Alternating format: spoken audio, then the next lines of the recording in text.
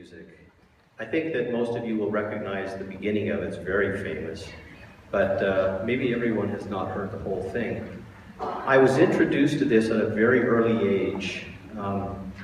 My father, who was not really a big classical music lover, happened to love this piece. In the late 50s and early 60s, my dad worked for Ampex Corporation in Redwood City, California, and he traveled around the world in a technical support position. And on one of his trips, he went to the Middle East and he visited Jerusalem. And he was an amateur photographer and he took a whole bunch of pictures. And he wanted to do something special with this. And so in 1964, he put together a slideshow. Now, you know, a real slideshow with slides, the old-fashioned slides, you know. There was no computers at home, no PowerPoint. But he put together this slideshow, and then he recorded this audio, and he actually narrated it, and made this whole presentation about Jerusalem and the city and the life of Christ and so forth.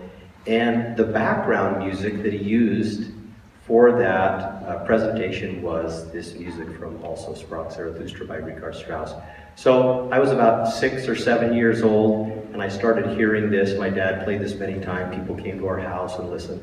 And I fell in love with it. It was really one of the earliest pieces of classical music that I really was introduced to. And so this is a bucket list piece for me.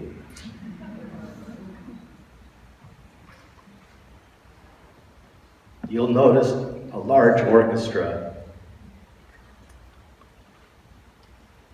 on stage. We have 100 people in this orchestra for this concert. Mostly because Strauss indicated exactly how many strings and all these parts. It's written for large orchestra and organ, and that was one of my ulterior motives, to have Andrew come and play with us so we could perform also Sprach Zarathustra. So I present it to you. I hope you enjoy it. Thank you. You've been a wonderful audience.